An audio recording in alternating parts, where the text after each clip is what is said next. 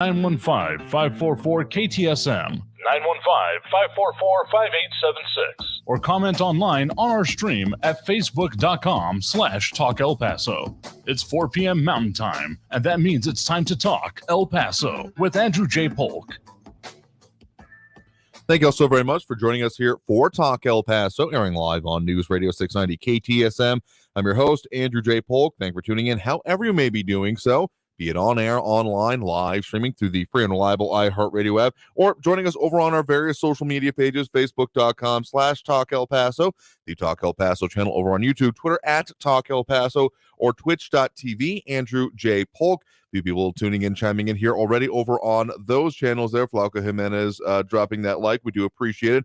Helps with all this algorithmic stuff that we also got to deal with these days. But make no mistake, the entire purpose of being on all these platforms is to, well, get that interaction going, get your thoughts, and be able to chime in better on those platforms. So to that point, we have not neglected our on-air audience as well. You all are very much valued and still pretty much the majority of the audience. So make no mistake that we're going to forget you or think that this is going by the wayside. We'll open up those phone lines a little bit later in the hour, as we usually do, for those more terrestrially based, shall we say. I mean, everyone should be terrestrially based, but hey, if we're reaching out there in those ways, give us a call, because I'll be happy to hear from you as well if you're non-terrestrially based. But anyway, a lot of stuff on the top of mind here today. Principally, we've got some new maps here for the city of El Paso, new electoral maps delineating those city council districts. So depending on where you are, particularly if you are near the edge of a district, which you may or may not actually know about, I'm not going to blame you if you don't. I'm the kind of nerd that would go out and study these maps and look at the interesting passages of them. But if you didn't know, it might be worth revisiting, because those maps have now changed, because city council voting today to, well, approve the new district maps coming out of the census, and the, well, very big disparity in the size of districts now. Quite a lot of growth in some, and even some drop in population for others. So we'll get into that here in just a second. More on downtown revitalization and rebuilding with new incentives also coming out of, so not exactly a city council show, though we're focusing a lot more on it than I guess we normally would, because of new incentives now being approved for the Crest building, and more details on what it might be, with a whole new incentive package coming out of the city to further that. Plus, a whole lot more on, well, border security issues and elections, as our guest today will also be George P. Bush, current Texas Land Commissioner and candidate for the GOP nomination for the Texas Attorney General, challenging Ken Paxton in this upcoming primary runoff. He's coming through the region today, so we're able to speak with him a little bit earlier today about the places he's going to be visiting, the things he is talking about, and of course the focus is going into this election. So a whole lot of that stuff up on here. Plus, just that little border security thing that keeps going on. A lot of, well, court cases really coming up in the news, so we'll delve into those as we do more often than not lately. Not by rote, but they're definitely in the news right now, so we're going to be talking about it. So let's start off with those maps, because, of course, as we're looking at the differences here, it might be instructive to you, and again, might be helping you pinpoint where you may or may not be voting here now. So Jimenez says, great news on the Crest. Too bad nothing is happening with the Caples building. Slightly different issue, but, well, similar kind of templates could be used here. But again, just on those maps here real quick, we got up on screen for you here the old maps. So this is the way that they were going into, well, even today, and are going to be in place, changed in place from what they were going ahead. So this is the old map. This is the one that delineates where you would currently be voting if it weren't for this change to now. These are the new maps, and you may notice some significant changes going on there, because among other things, well, things got a little bit more squared off, a little less protrusion and some weirdness, because, well, just going back to the old map here, if you can see it on the screen, you might be able to tell that there are some slight differences in the size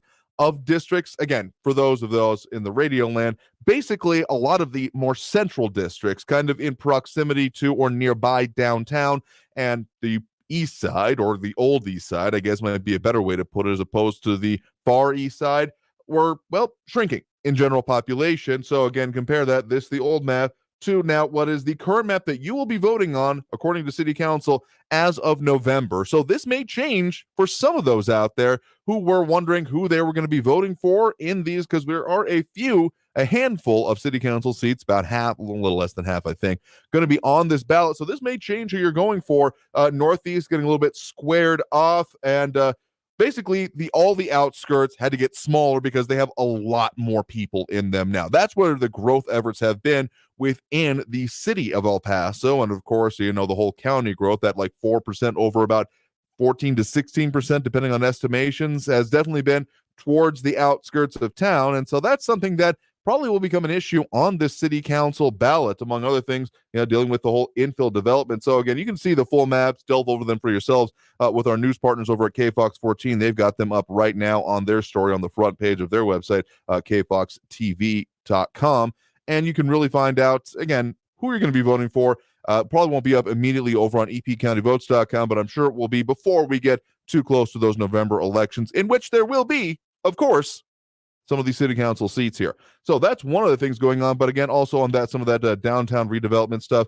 Yeah, city council, according again to our news partners over at KFOX 14 and a few other outlets in town, that Chapter 380 economic agreement between the city and Mills Plaza Properties, that being the one owned by, well, the developer here and all the stuff going on here, Paul Foster, owner of the building, and that's his company, allowing for essentially 100% property tax rebate for the next couple of decades, amounting to about $2 million in incentives to do it.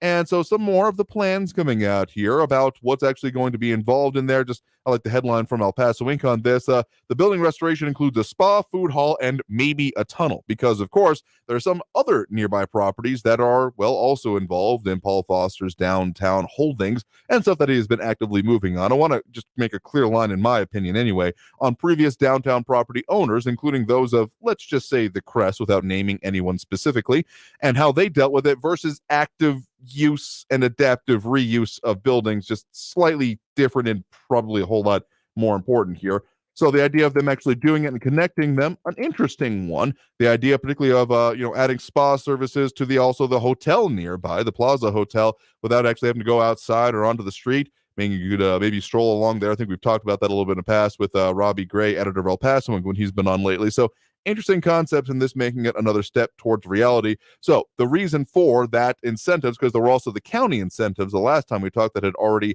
been approved, that'll amount to about $500,000 of the 90% property tax rebate over 10 years. That will basically allow and be required then, at least from the city side of things, a minimum of $18.4 million invested to restore the historic building. That, again, right there on the southwest corner of San Jacinto Plaza, right across from the Mills building as well, kind of catty corner, if you know where we're talking about. So no final price tag of the project just yet, but just some more advancements and changes coming up here. But of course, that's not the only stuff going on or happening in the borderland at this moment. We do, of course, have a visit coming and going on right now, as far as my reckoning goes, by George P. Bush, current Texas land commissioner, but also on the ballot in this, well, upcoming runoff election as the challenger for current Texas Attorney General Ken Paxton, hoping to unseat him and gain that nomination going into then the November election. So we were able to talk with him a little bit earlier today about his Texas Justice Tour and what he is looking at here in town, where he'll be visiting, and of course the issues and policies at edge here, which we're just focused on just the slightest little bit on this program. So that's going to lead us to taking our first break of the hour. Coming back, we'll get into that and a whole lot more, talking again with George P. Bush. So get those comments over on the socials. Laka Jimenez chiming in, a lot more tuning in over there. More than welcome to leave your comments. But again, coming after this break with more Talk El Paso here on News Radio 690 KTSM. Stay tuned.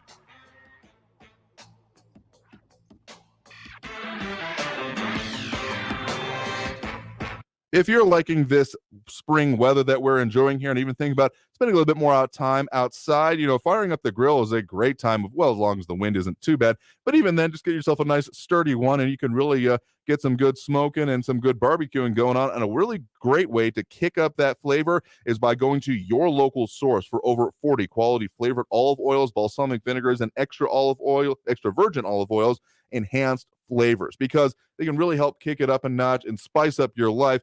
I know we all love doing some marinated, some nice, milanesa or carne asada, and really getting that skirt steak and really imbuing the flavor into it. They've got the stuff you need to, again, really take it to the next level. Talked about it before, but I can't stop thinking about it there. Spicy pure olive oil, Tunisian chamali, roasted chile. And yeah, it really brings it. You can smell it as soon as you pop the bottle, and then put it in your marinades, put it directly on what you want to really get that flavor with, and you will thank me later, and your family will too, I'm sure. You can find them online at enhancedflavors.com. Again, enhancedflavors.com, or visit them as they're going to be out in the community. They are, of course, usually out at the Upper Valley for Arts and Farmers Market that you can find at Crossroads near Doniphan and Mesa in the Hobby Lobby parking lot. But they're also going to be out at the Lavinia Wine Fest. So find them there, try their samples, and find their full selection online at enhancedflavors.com. That's enhanced with a D, flavors.com.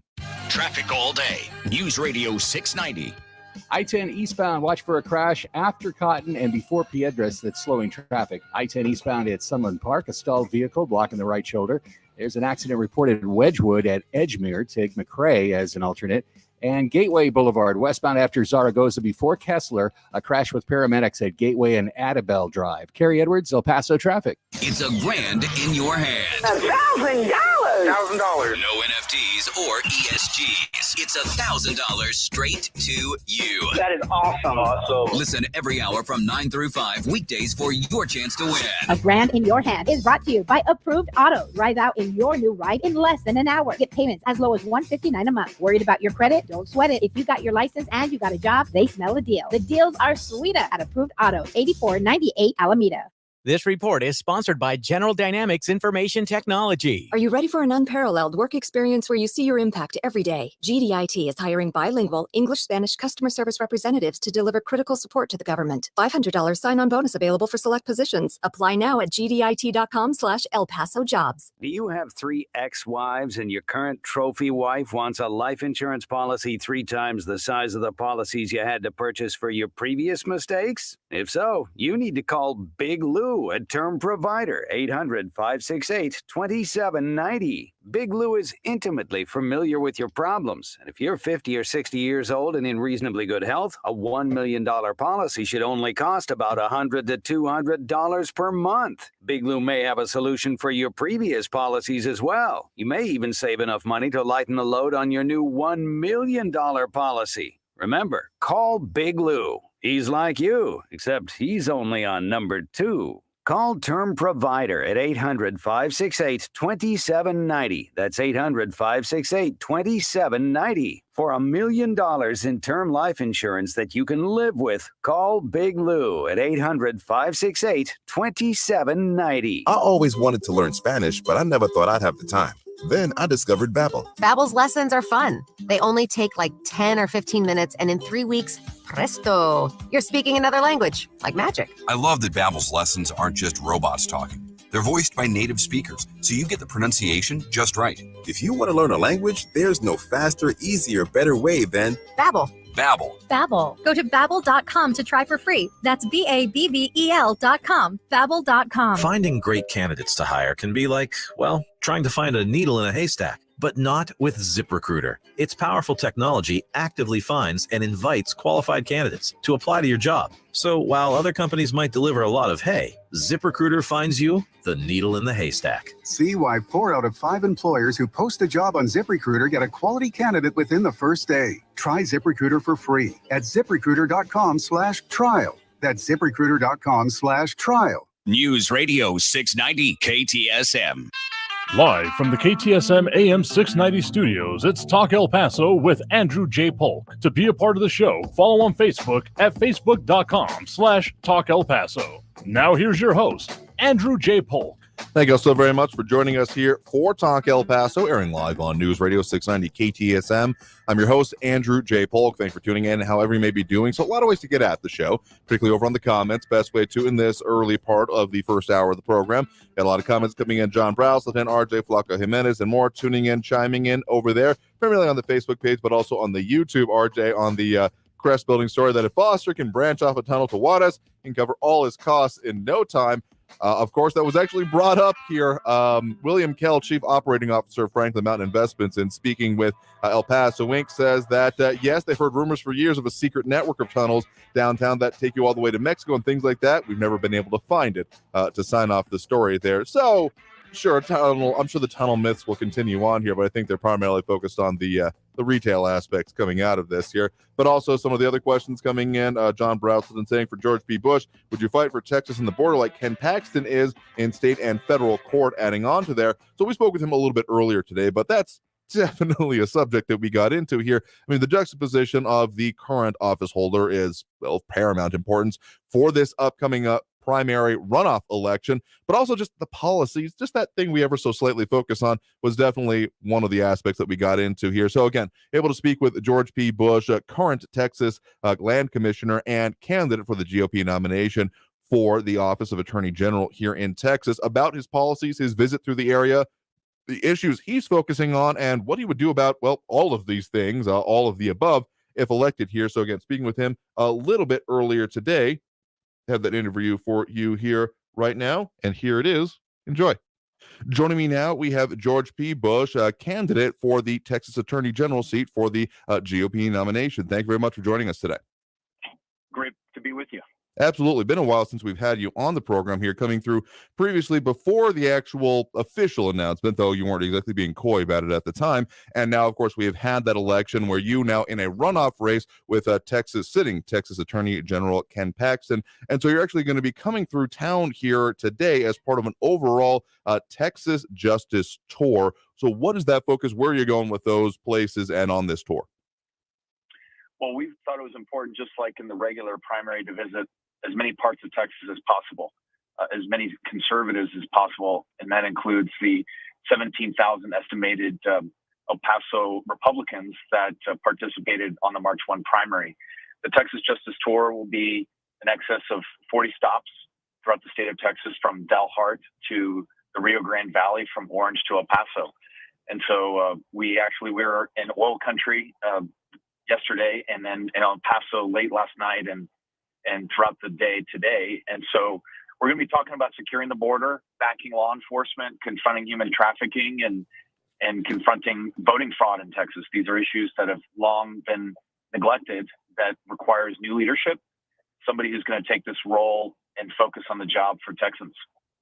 So as part of that tour and being here in town, are there any particular places people might be seeing you around, or can still catch you by the time we're airing this broadcast this afternoon today? Well, we are actually with La Victoria Adult Daycare Center, visiting with elderly Republicans that, as you know, are pretty active during primaries and also runoffs. So just about as close to guaranteed voters as you'll find. We had a chance to visit with military veterans. Being a veteran myself, I thought it was important to reach out to that community, because El Paso is strong and certainly patriotic. And then later today, we'll be visiting with some porters at just kind of a grassroots event in various offices in downtown. So I hope that people will remember that May 16th is the first day that they can vote in early voting, and then May 24th is the big day. And then for your listeners, just remind them that, Facebook, Instagram, and Twitter give a chance to stay posted on the campaign. Facebook Lives, where they can join me for different conversations on these important topics, or just feel free to follow us on the trail as we travel throughout the state. And what are those pages if people want to follow you there? We've got the main website here and have that link up on our page. But for those wanting to follow you on social media and get more of those kind of constant updates that'll happen, of course, your releases and the overall tour, those kind of things on the website. But for the social media addresses, where can people find you there? So you can find me at George P. Bush, both on Facebook and Instagram, and as well as Twitter. My campaign also has platforms. If you just look up George P. Bush campaign.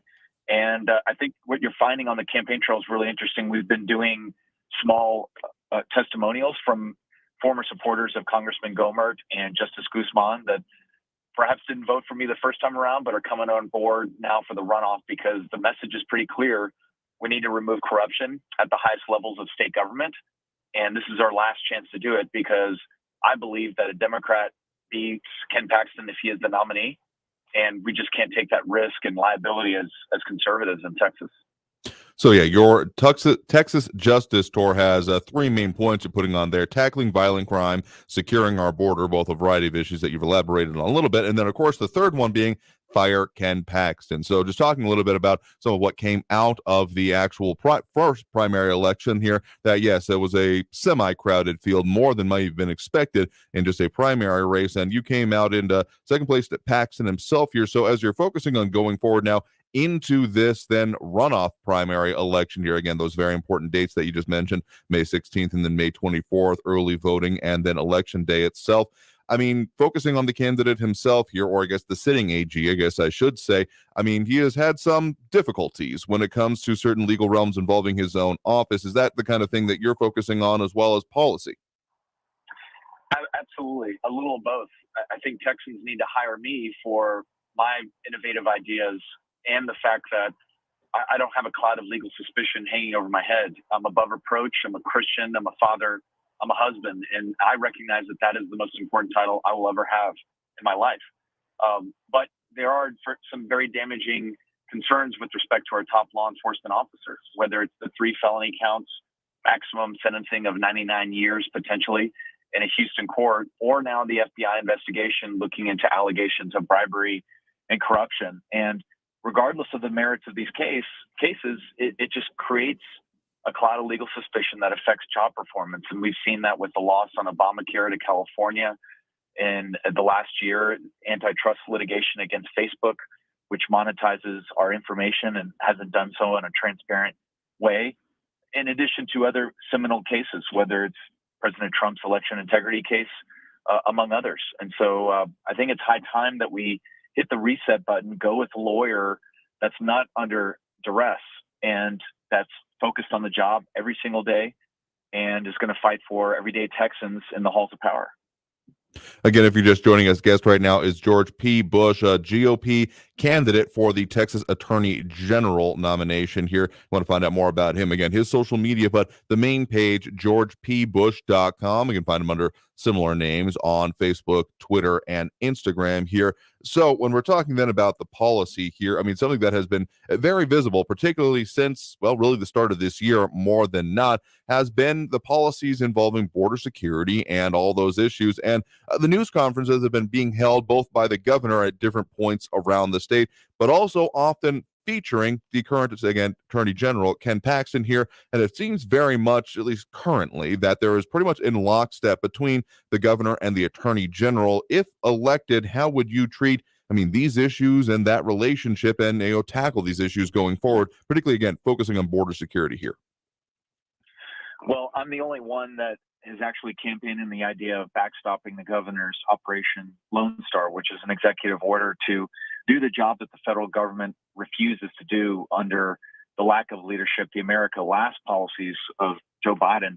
And so my plan has been endorsed by the National Border Patrol Council, the union that keeps the watch, the 19,000 agents, many of whom reside here in El Paso and have family here in El Paso. And their plan is my plan. The state of Texas, as you know, has deployed 12,000 National Guard troops, thousands of DPS troopers, but not one attorney deployed from Austin and Ken Paxton's agency to backstop these honorable individuals and start prosecuting under criminal trespassing and property violations of not only private landowners, but also public landowners. And so my proposal is very tactical, and I've been devising this. I've been receiving requests from county DAs and sheriffs that are looking for new leadership, for somebody that's going to connect the border with the Capitol. And I know a lot of El Paso folks are concerned about that disconnection, that disconnectivity between the Capitol and the region. And so I want to close that gap, make sure that the Capitol is responding to this challenge. I would also remind your listeners that, as land commissioner, I'm already building Texas law on state acreage. I'm the one rolling up my sleeves, doing something about it, instead of just releasing press advisories and press clippings. That's not what leadership is about. Leadership is stepping forward into the fold, deploying whatever resources possible to address the national security challenge of our time. So to answer your question, Governor and I have built a great relationship after Hurricane Harvey, where he tapped me, didn't tap anybody else, to run the recovery process for the millions of Texans that were affected by that storm. And now I feel confident that I will be a value-add partner, not only to him, but to the legislature, to make sure that we're confronting this historic challenge that's at our southern border footstep.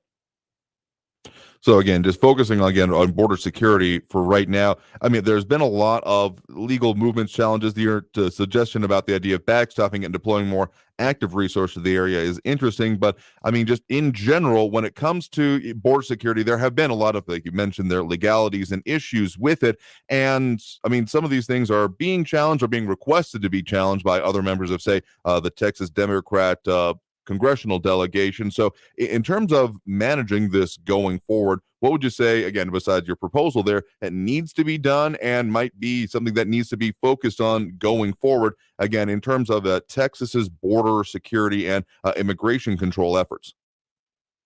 So definitely got to keep Title 42 on the books. This is what Border Patrol agents tell me every day that we need to fight for.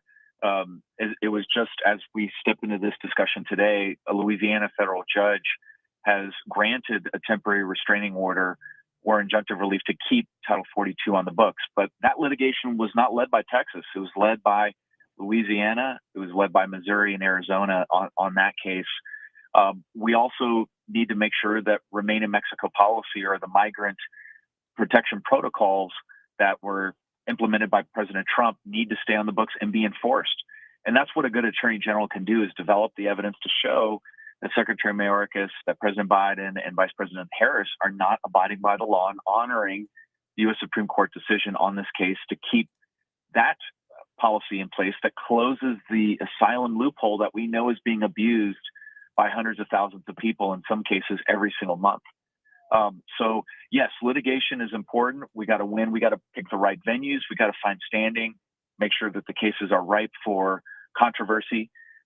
Where Ken Paxton unfortunately has dropped the ball on Obamacare, for example, that case he did not appropriately find the standing to maintain that live controversy before the Supreme Court, and that's why we lost that case. And so building the right legal team, not only for district courts, but also hiring the right solicitor general to lead the most important appellate cases that are confronting Texas is essential. You had mentioned one other thing that I want to close on with respect to your question, and that is even Democrats now, not only in Texas, but throughout the country, are lining up and saying, Mr. President, you've got to keep Title 42 on the books. And at minimum, just hit the pause button, leave it on there. Let's watch how the border situation plays out. And I feel like it's going to be a bipartisan effort that's going to say, Mr. President, enough is enough. We got to go back to the Trump policies. We need to build more wall. We need to hire more Border Patrol. We need better surveillance. But most importantly, we need better policy that was administered under the Trump administration. And I know that's going to require some courage on his part and some humility, which I don't know he has, but he's got to do it for our nation's security. Again, joining us right now, George P. Bush, a candidate for Texas Attorney General on the GOP nomination and the runoff that we got coming up here, again, May 24th, early voting a little bit earlier. So again, if you want to find any more about him, georgepbush.com. We've got to take that next break right now. So come out of this break, we'll talk a little bit further with Mr. Bush here about his policies and particularly some of the things coming up on this election here. So stay tuned for more Talk El Paso here on News Radio 690 KTSM.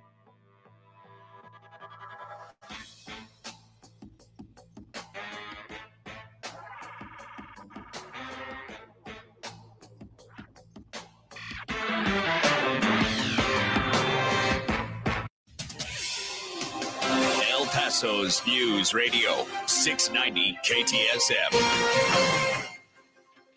I'm Selena Madrid with your CBS 4 Morning News Update.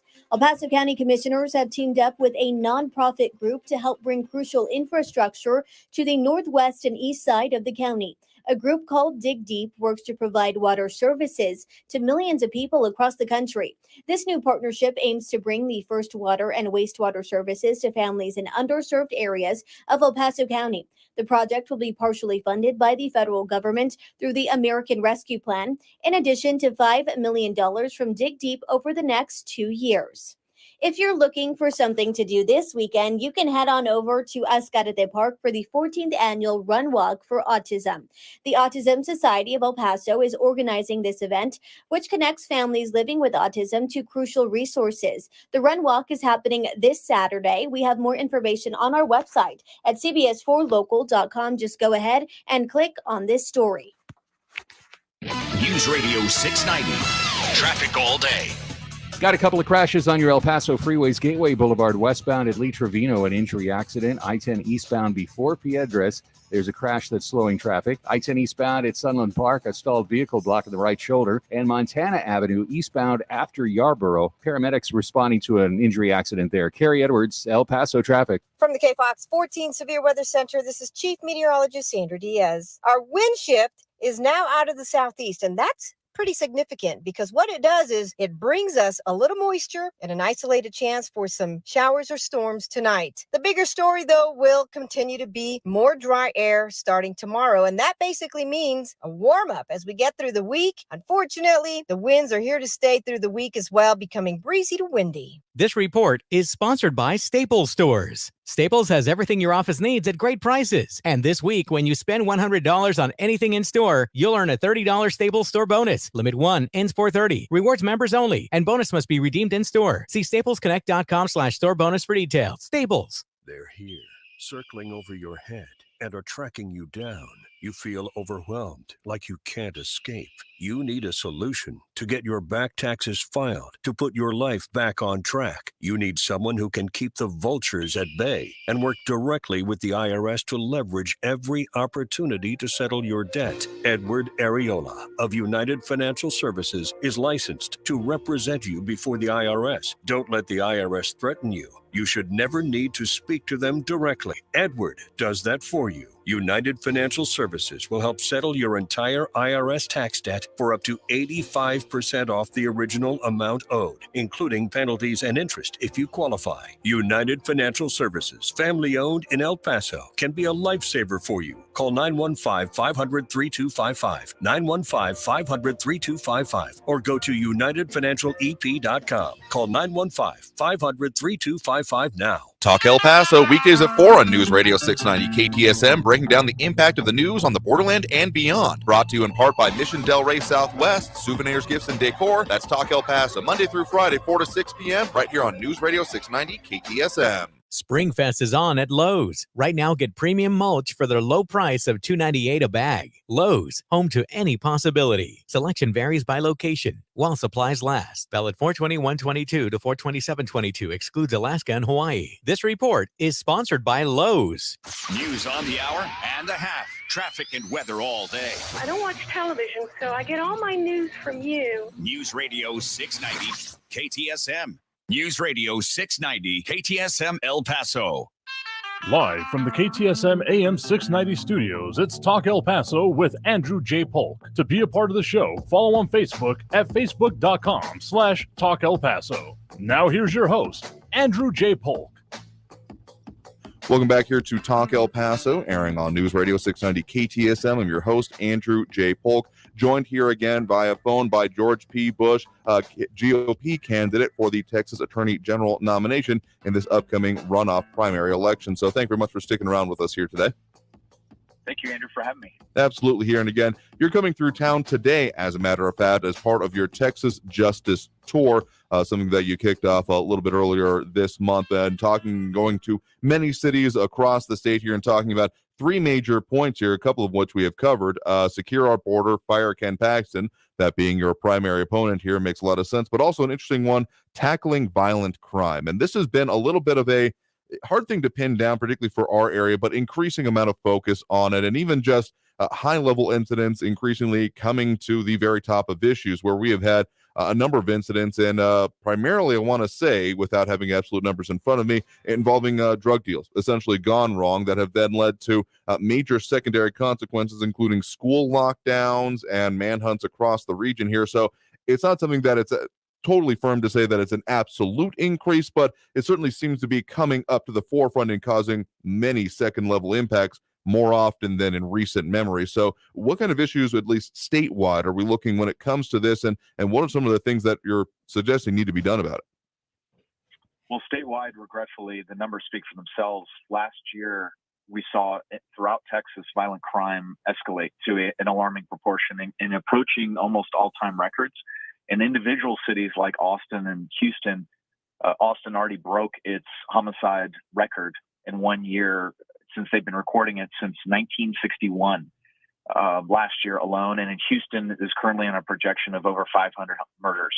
This is unacceptable. I think Texas and most Texans would recognize we need to get back to law and order and getting tough on violent crime. It's amazing what we see because it's George Soros-backed county DAs in big blue counties, regretfully, that are not getting tough on crime. They're not recommending tough sentencing. In some cases, they're ignoring the honorable work of our criminal investigators and dropping cases altogether. We've seen this in Los Angeles with Gascon and other, like the Manhattan prosecutor up there, that have decided to politicize their agencies. And regretfully, in Texas, there's no recourse if a DA decides not to bring cases and prosecute violent crime in Texas. There's very little recourse for victims' rights in Texas. So what I'm advocating for is that the legislature invest that authority in the state AG, like in other blue and red states throughout our country, that at least put the fear of God in county DAs, that if they don't do their job, there's a statewide authority that will do it for them. And this, again, the stats speak for themselves. So unless we address this in a serious way, I'm concerned that 2022 will be known as one of the bloodier years that we're seeing in the streets of Texas. One other thing I'll mention is that judges are elected in Texas, and judges for too long have utilized their discretion to move away from criminal sentencing guidelines as well. And that's the big critique I have on Ketanji Brown, our new Supreme Court justice. It's not her background. It's heroic. It's really a reflection of the American dream. The concerns that conservatives have are that in her jurisprudence on the Criminal Sentencing Commission, she time and time again refused to recommend adequate sentencing for child porn traffickers in our country. And if you can't be tough on child porn traffickers, then how are you going to be tough on violent criminals? And so we're seeing that in blue counties where judges are throwing the book out in terms of not throwing the book at violent criminals, but ignoring the book altogether in terms of criminal sentencing. So again, we need to get back to this constitutional amendment that the governor called a special session for, to say that repeat violent criminals can't continuously bond out. A majority of violent crimes occurring in Texas now are folks that convinced a judge to let them out, not with monetary bond, but a personal recognizance bond. And that practice has to end in our state. Again, if you're just joining us, guest right now, George P. Bush, a candidate for the GOP nomination for Texas Attorney General. And more about him, georgepbush.com is the website to find him here. So that's an interesting idea you mentioned there about the constitutional amendment, but also then the idea of holding DAs more accountable from the state level. What would that actually look like, and what could then from the Attorney General office be done about that? Well, we need to go into the halls of power and draft sensible laws, and one of which, in one topic I haven't addressed, is public corruption or public integrity cases. In Harris County, we know that about the companies that achieve 90% of all the business from the county give 80% of all the campaign cash. And we know that several county commissioners have been alleged to have abused their office. But yet the DA there refuses to take on public corruption cases because she's from the same political party as the alleged corrupt official. And so a state senator presented a bill authorizing the AG to bring those cases, but the bill didn't pass because no one trusts Ken Paxton because he's facing his own corruption charges. So my argument is, look, let's sit down, look at the statistics, whether it's violent crime, whether it's public integrity, capital crime, human trafficking, and go to the legislature and make the case that the state AG needs to have these authorities to address the gaps that are not being addressed by DAs and by district judges.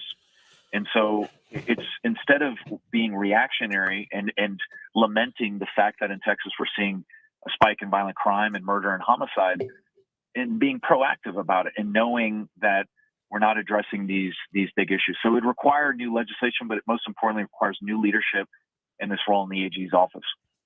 One specific issue we're dealing with in our region and points along this part of the Texas-New Mexico border is, of course, the change that has happened in New Mexico's laws, but that we're dealing with on this side of the state-level legalization of marijuana that has begun as of this month here.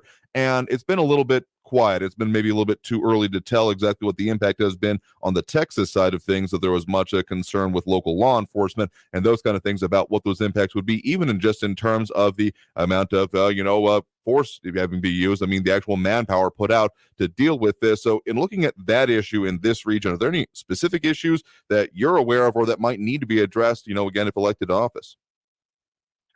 Absolutely. I've been honored to visit with the El Paso Police Association to ask for their support. I've received the support of over 54 similarly situated law enforcement leaders and associations.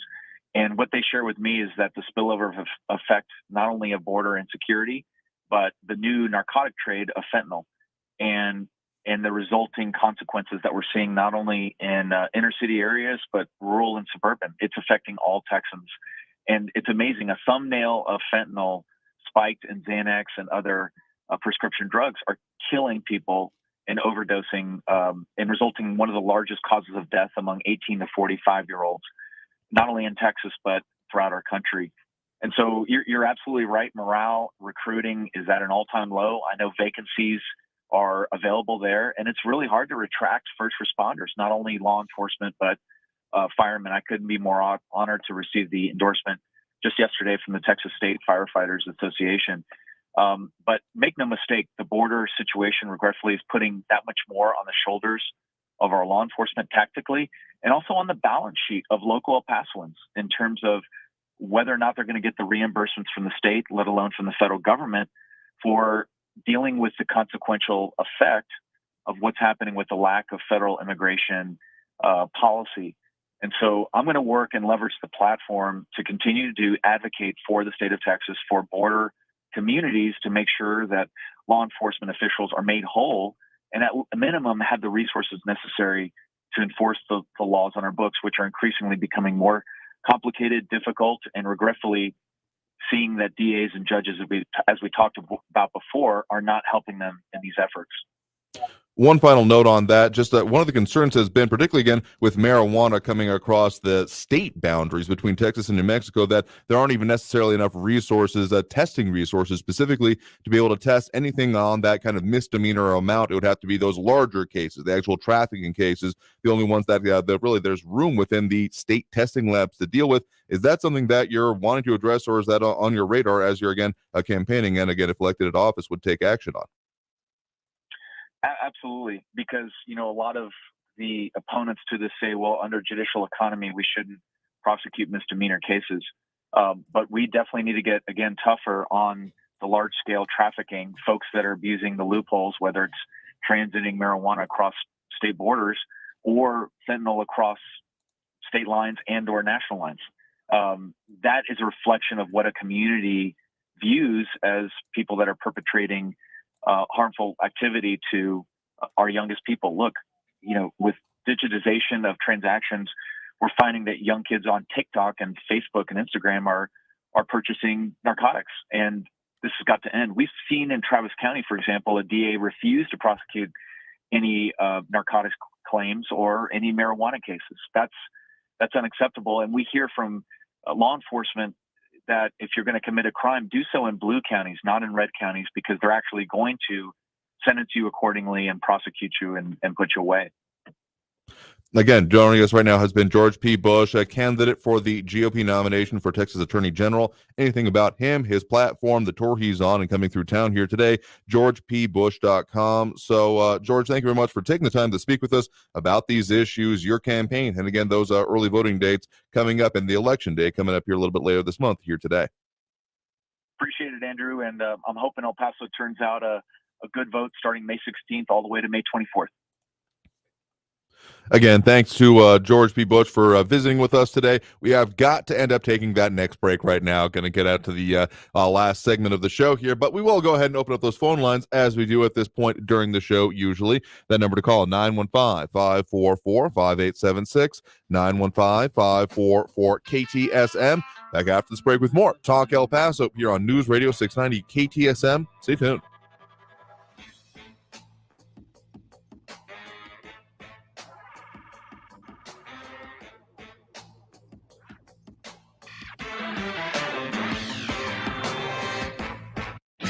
Traffic all day. News Radio 690. Gateway Boulevard westbound at Lee Trevino, an injury accident. Starting to see some slowing from a reported crash. Hawkins Boulevard southbound to the I-10 Gateway. I-10 eastbound before Piedras. A crash has got traffic slowing, about 5-minute delays between Piedras and Trowbridge. And I-10 eastbound at Sunland Park, a stalled vehicle blocking the right shoulder. Kerry Edwards, El Paso traffic. This report is sponsored by Staples Stores. Staples Print and Marketing Services help small businesses print big with wide format signs and banners. Right now, get $10 off custom printed signs, banners, and posters when you spend $50 or more. Offer ends 5/28. Visit staples.com/signage for details. This is your sign to print big at Staples. Bridgerton, the official podcast, takes you behind the scenes of the newly released season 2 of the hit Netflix show. Join Bridgerton superfans for conversations as revealing as Lady Whistledown's inside scoop. From details about costumes and sets to interviews with the cast and crew. Something very special that Shonda has brought to this show is people of colour are cast and playing in it as if all it is about is human beings. Listen to Bridgerton, the official podcast, on the iHeartRadio app or wherever you get your podcasts. If you're 45 or older, this message could save your life. Health experts now recommend starting regular colorectal cancer screening at age 45. Colorectal cancer is the leading cause of cancer death, but it's preventable through regular screening. There are more screening options than ever before, including at-home tests. You've got the guts to prevent colorectal cancer. Talk to your doctor about your options and visit cdc.gov/screenforlife for more info. Hi, Phil Swift here. When that next storm is barreling down, get prepared with the Flex Seal family of products. Floods can destroy your home. Push Flex base deep into cracks and holes to help prevent flooding. Seal doors and windows, patch leaky roofs and downspouts. Remember, when that storm is coming your way, keep your family safe and dry. Be prepared with the Flex Seal family of products. Available at flexsealproducts.com and fine retailers. Help DEA keep our community safe and healthy by participating in National Prescription Drug Take-Back Day, Saturday, April 30th. Take action right in your own home by cleaning out your family medicine cabinet of unneeded medications. Keep them safe, clean them out, take them back. To find a collection site near you, visit DEATakeback.com. Do your part to lower overdose deaths and prevent prescription drug misuse before it starts. Visit DEATakeback.com. That's DEATakeback.com. This spring, let Audible bring a smile with comedy, sci-fi, thrillers, or whatever you love listening to. From audiobooks to exclusive originals to podcasts, find it all on Audible. Sign up and start free at audible.com. El Paso's News Radio 690 KTSM. Live from the KTSM AM 690 studios, it's Talk El Paso with Andrew J. Polk. To be a part of the show, call 915-544-KTSM or follow on Facebook at facebook.com/Talk El Paso. Now here's your host, Andrew J. Polk. Thank you all so very much for joining us here for Talk El Paso, airing live on News Radio 690 KTSM. A lot of ways to get at the show if you do so want to. We do have that phone line open right now, 915-544-5876. 915-544-KTSM. So we'll get back with here in just a minute here. Got a couple of minutes before we hit that top of the hour news break. A lot of comments came in during our interview here, again, with George P. Bush, a current Texas land commissioner and GOP candidate for the nomination for the Texas Attorney General seat, challenging incumbent Ken Paxton, here getting my terms mixed up, but a lot of commentary coming in on some of these sources and, circumstances going on here. Calvin Williams wishing us a good afternoon a little bit earlier. Maria, comment on the issue of election, saying that voted today at the Sunland Park location. No one in line, approximately 73 people cast their ballot there so far. Very disappointing. Please realize your vote counts. The homesteaders issue impacts us locally and statewide. Take the time to vote. So again, just to make that perfectly clear, because it's kind of a muddy situation as it is, we have 2 elections this month. Yeah, whoever planned that needs to have a stern talking to, but is what it is. So we've got the one going on right now, early voting, as was mentioned, going on right now for those 2 Texas constitutional amendments. And depending on specific areas of town, such as if you're in San Elizario, you've got the mayor, alderperson, and one other, but those are the main competitive elections. And then in the town of Anthony, you've got a competitive alderman place number 3 election, a couple others on the ballot, but no challengers there. So really couple of 3 other seats on the ballot, depending on where you live. And then, yes, those Texas state proposition constitutional amendments.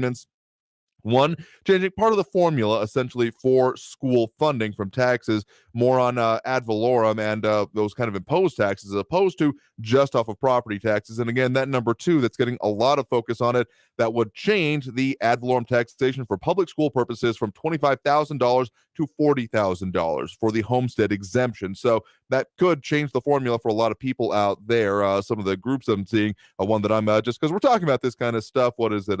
Texans for Proposition 2, property tax relief for Texans. Texans for Prop2.com is where I found them, estimating that about $176 a year that this would mean in Texas homeowner savings average across the state. So your mileage may vary. But again, a lot of interesting comments coming in on all of these subjects here, and both on border security and even just on voting. Leslie Jones saying, I will never again vote for anyone named Bush, and Maria Coleman chiming in there as well, saying, I won't either. Tired of political dynasties and entitled ruling class. We need fresh perspectives here. So interesting perspective there on it and what you want to say. But again, we'll be taking those comments and those calls coming into out to the next break of the show here after the top of the hour news. Again, the number to call if you want to add your own voice, 915-544-5876, 915-544-KTSM. We got some more talk about, border security and a whole lot of other stuff. RJ saying that, yeah, it's that no extra luck. It's hard enough to get folks out for one election. Election fatigue is very real. So again, whoever planned this just needs to really, I'm imagining like some Coke bottle glasses looking at, oh wait, these are different dates in the calendar, but maybe that's just me. Anyway, that's going to take us through this top of the hour break and the news break here. So again, if you want to get on the line, easy way to do so, 915-544-5876, 915-544-KTSM. Back after this break with more Talk El Paso after the top of the hour news and a whole lot more discussion, including some of those laws that were mentioned and court cases and how that's affecting border security. You know we're talking about that. So stay tuned. More Talk El Paso here on News Radio 690 KTSM. Don't go anywhere. Traffic all day. News Radio 690. Gateway Boulevard westbound at Lee Trevino, an injury accident. Starting to see some slowing from a reported crash. Hawkins Boulevard southbound to the I-10 Gateway. I-10 eastbound before Piedras. A crash has got traffic slowing, about 5-minute delays between Piedras and Trowbridge. And I-10 eastbound at Sunland Park, a stalled vehicle blocking the right shoulder. Kerry Edwards, El Paso traffic. By texting 64,000, you agree to receive recurring automated marketing messages from Freshly. Message and data rates may apply. No purchase required. Terms apply. Available at freshly.com/terms. I really want to eat better, but I don't have the time. What can I do? Go to freshly.com. Our nutritionist approved meals are prepared by skilled chefs and delivered to you fresh every week. I don't have time to prep and cook. Freshly's meals are already cooked. Just put them in the microwave for 3 minutes and you've got a hot, gourmet, delicious, nutritious meal. And now get $125 off your first 5 orders when you text ENJOY to 64,000. With Freshly, there's no worry about grocery shopping, ingredient checking, or hours spent prepping and cooking. Savor Freshly's variety, from comfort food classics that are carb smart and gluten-free to dairy-free options, plant-based meals, and more. And you can adjust meals and deliveries based on your schedule.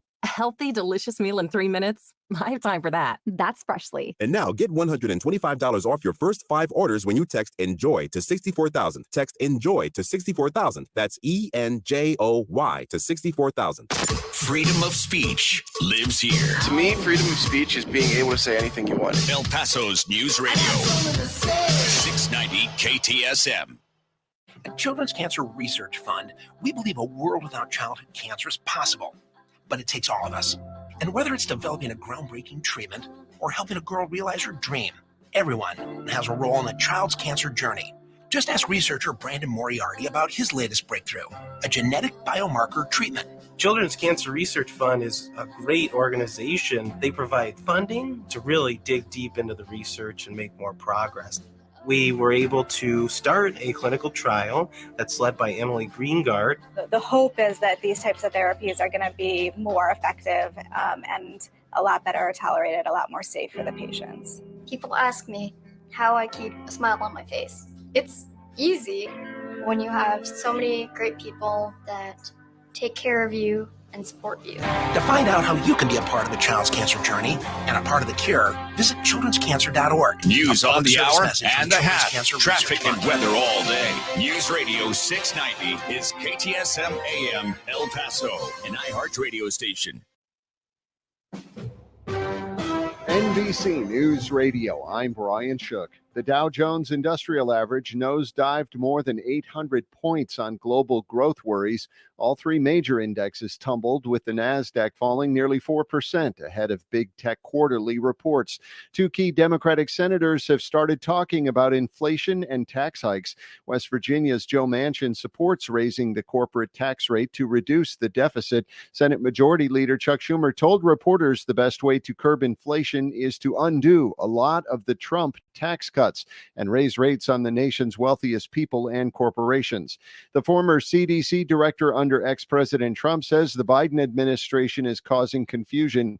Dr. Robert Redfield said the administration's stances on mask mandates on airplanes and public transit and a public health rule called Title 42 conflict. The importance of Title 42, when I requested that we institute it, was really that we weren't prepared at the border to provide a safe environment. He argued it's premature to end Title 42 because the CDC and border agencies first need to ensure safe housing for migrants.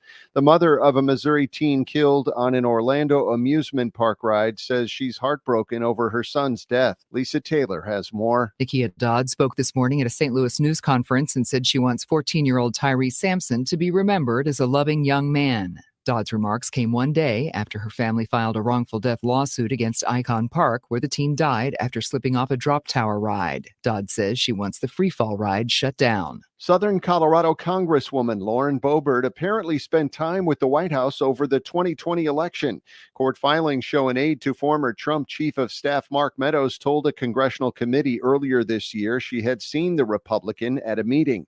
You're listening to the latest from NBC News Radio. Anti-Semitic incidents are reaching an all-time high in New York and New Jersey. Lisa G. has more. According to the Anti-Defamation League, nearly 30% of anti-Semitic incidents, which include vandalism, harassment, and assault, happened in the two states in 2021. The group says there were 416 incidents, including a record 51 assaults in New York last year, with most in Brooklyn. There were another 370 in New Jersey, which was also a record high. The regional head of the ADL said it's incredibly disturbing that visibly Jewish individuals, including children, were attacked on the streets of New York. Top doctors across the country are no longer recommending a daily dose of aspirin to prevent a heart attack. The U.S. Preventative Service Task Force came to the conclusion that the daily regimen could cause other issues like bleeding in the stomach and brain. People over 60 don't need the pill if they're healthy. Taking aspirin is helpful if you've previously had a heart attack.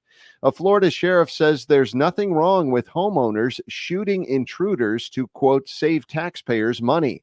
Dina Kodiak reports. Santa Rosa County Sheriff Bob Johnson made the comments after a homeowner shot at a burglar with at least 17 arrests on his record last week. We don't know which homeowner shot at him. I guess they think that they did something wrong, which they did not. If somebody's breaking in your house, you're more than welcome to shoot them in Santa Rosa County. We prefer that you do, actually. Under Florida's Stand Your Ground law, a resident faced with an intruder can use or threaten to use deadly force. An Idaho man who's broken over 200 Guinness World Records is at it again.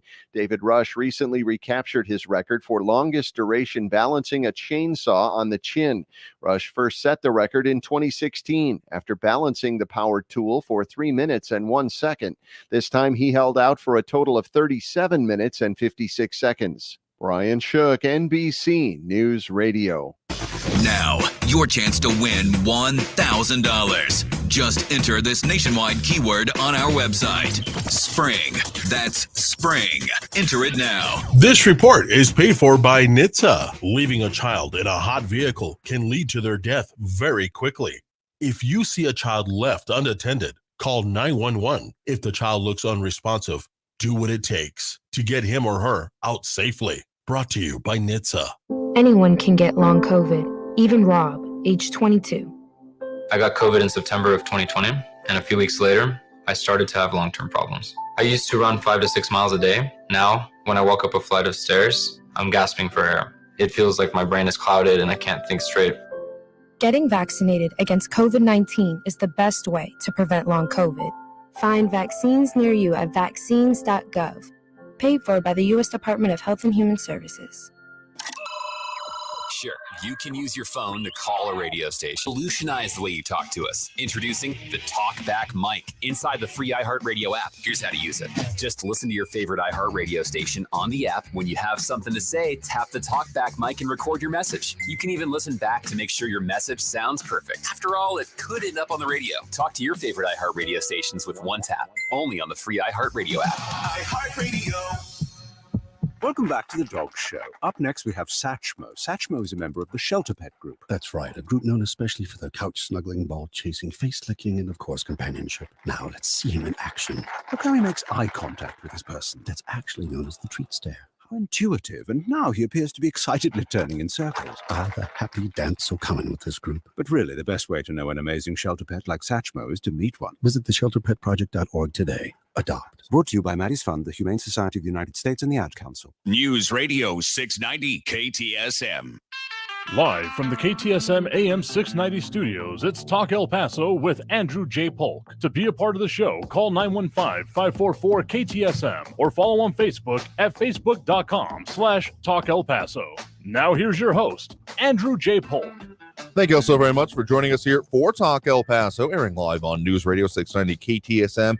I'm your host, Andrew J. Polk. Thank you for tuning in, however you may be doing so, be it on air, online, live streaming through the free and reliable iHeartRadio app, or joining us over on the various social media pages. We're up on these days, facebook.com/Talk El Paso, the Talk El Paso channel over on YouTube, Twitter at Talk El Paso, and twitch.tv, Andrew J. Polk. All of those are to say you don't have to go to all of them. Pick the one that you like best, or you're not banned on in some cases.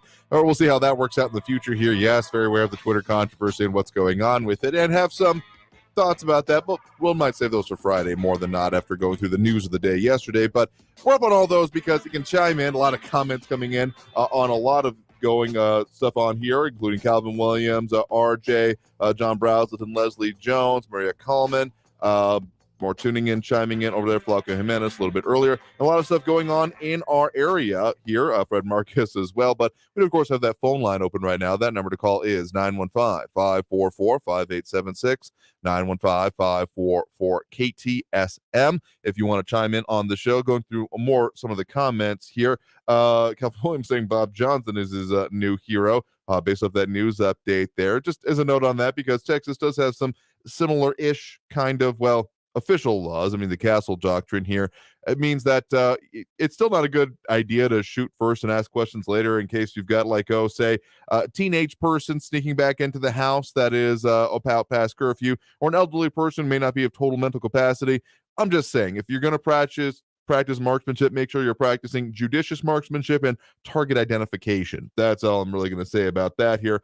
But also, commenting on our guest here today, and some of those in the comments, again, thanks to our guest, George P. Bush, current Texas Land Commissioner and candidate for the GOP nomination for Texas Attorney General, hoping to unseat the incumbent, Ken Paxton, there for that, that whole race there. But among other things we're talking about, some people not liking the idea of another Bush being in office. It's an interesting juxtaposition because there was a time when a Bush running in Texas would have been a shoo-in, but some saying that they don't like the idea of political dynasties. Calvin Williams chiming in on that, saying it's one thing to grow up and take over a family business. It's another to think you have a right to a political position. That is the beautiful thing about elections here because, you get to voice your opinion on that. Just make sure you're voting in the right primary. If you voted in the Republican one, initially, you do have to vote in the Republican runoff. If you voted in the Democrat one initially, you do have to stick with the Democrat runoff. But then, of course, all bets are off when it comes to the general election up in November. But again, just one more time to make it clear,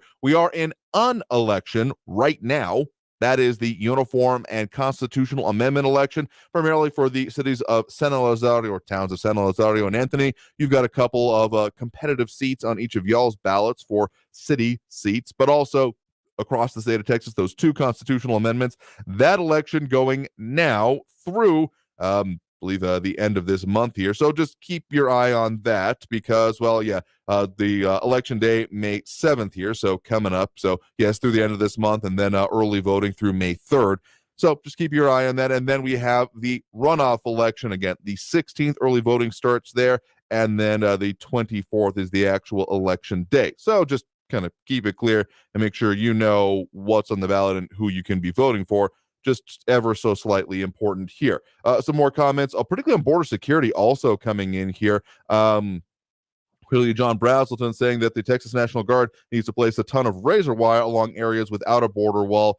The pain point that you bring up there is not what I'm going to follow you along on. Area denial is one thing, but literal cause wanting to inflict harm, yeah, you're going to run into some issues there, but also saying that I think it's too late to build the border wall. Some disagreement going on there. Leslie Jones saying too easy to cut through, referring to the razor wall was almost finished. Just finish it. But John Brazelton saying again that only Brownsville and El Paso actually have a border fence, that there's 900 miles plus in between with almost no border wall. Too late to build it now.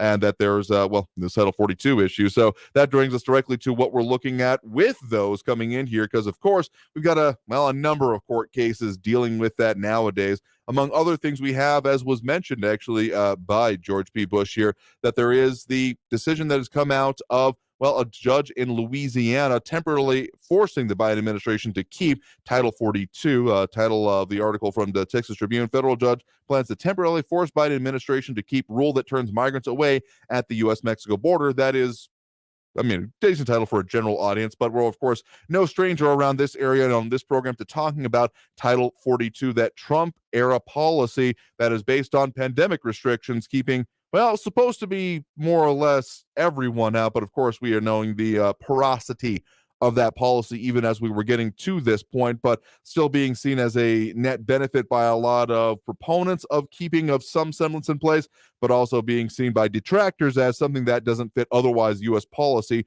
when it comes to pandemic era restrictions. So that being some of the major issues coming up here, and again, as discussed a little bit during our interview, the idea of having it in place, we've even heard some Democrats in the state, including, among others, Robert Francis Beto O'Rourke, Democrat nominee for the Texas gubernatorial seat, saying that it should be kept in place until something else is found.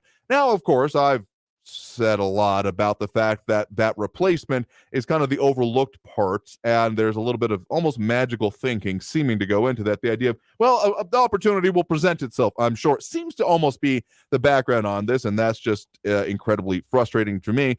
But there are actually some other policies up at discussion right now. Among other things, being heard in the Supreme Court today were arguments over the Remain in Mexico policy, so-called Title IV, what is otherwise known as the Migrant Protection Protocols, also known as MPP, that was, very much in place in our region during the Trump administration, largely removed by the Biden administration at the start of it. But there was supposed to be an injunction in place to have it then restart, but that apparently, more or less not happening is seemingly what comes out about this. Calvin Williams saying, take a deep breath and say kids needs masks, then exhale and say stop Title 42 makes sense here.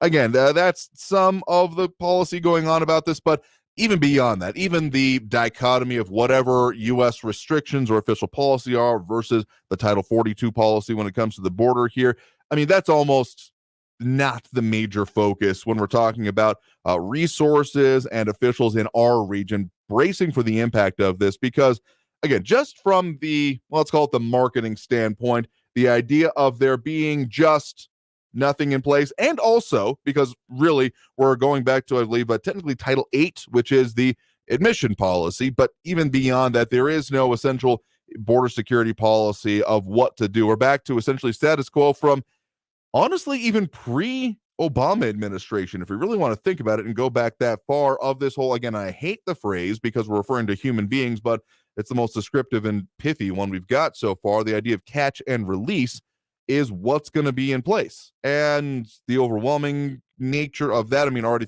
planning on thousands across the entire border sector, slightly less thousands, a portion of that in our area directly. And we've had some interesting conversations about what some of our elected officials have said. But even beyond that, I can't imagine that it wouldn't essentially, ramp up from there. We've talked a lot about the marketing that we have seen the cartels and coyotes employ. And this is one hell of a marketing line that their U.S. has removed its policy. They will not throw you out. They write themselves practically, if you think about it. So, yeah, not having anything in place, again, not a great idea. Any way you slice it, any partisan matter you look at it here. So interesting to see what the U.S. Supreme Court will be going over. I mean, they had ended the policy, but had the injunctions. A judge in Texas actually did say that it had to remain in place until the end of, I believe, this year.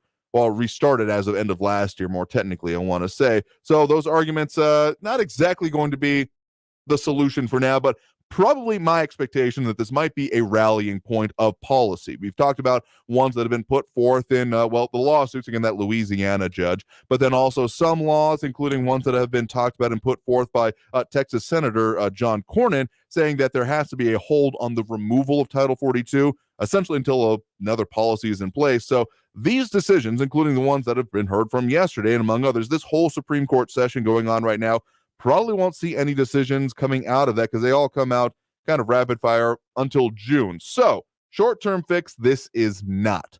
But maybe if it plays into some of these other ones, well, only time will tell, I do suppose here. That's going to take us through this next break of this hour here, talking about a lot of stuff and a lot of the issues affecting us here in the borderland. But again, you are welcome to chime in. We got the social media comments going on, but if you want to give us a call, that phone number is open right now. That number to call is 915-544-5876, 915-544-KTSM.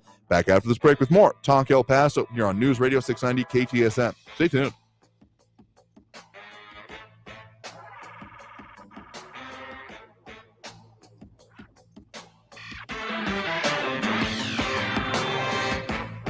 Those winds have been messing up my hair, but not as much as it would be if I wasn't getting my hair dealt with by the official hair and beard sponsors of the show, Gentleman's Republic Barber Salon. Yes, Barber Salon, because they combine two very important things. A, the traditional barbering arts that I have relied on for years, but also some of the services of your favorite salon and spa, even plus the ambience and all the things that you'd want out of your favorite watering hole. So you want to make sure you get yourself taken care of there, because really it's the best way to feel like, among other things, a king for a day. Sit back, relax, and get groomed, and also offer, enjoy a complimentary cold one or ice cold drink, which I prefer. Imagine it. You go in there, you're in a very nice, relaxing atmosphere, waiting on to get yourself taken care of while enjoying a beverage or other service of your choice here. Plus, don't forget about Father's Day. We've got that coming up here. So make sure that you get Dad what he really wants and help him get treated as a king for a day. You can give him a call at 915-532-3000. That's 915-532-3000. Or find them online at gentsrepublic.com. Right down the street from us here at the station, actually, at 1712 North Mesa Street in a beautiful old restored Trost building. This is where you want to go for all of your men's grooming services, professional hair and beard styling. Gentleman's Republic Barber Salon at gentsrepublic.com. Traffic all day. News Radio 690.